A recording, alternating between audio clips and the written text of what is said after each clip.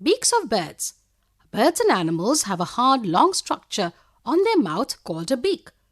They have no teeth. They use their beaks to eat food, make nests, protect themselves, and smoothen their feathers.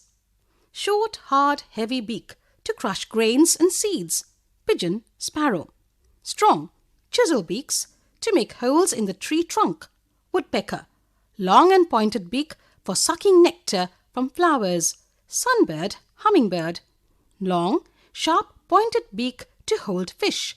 Crane. Broad, flat beak to take in muddy water with insects. Duck. Hard and curved beak for cracking nuts. Parrot. Strong, sharp and hooked beak to tear the flesh of their prey. Falcon, eagle.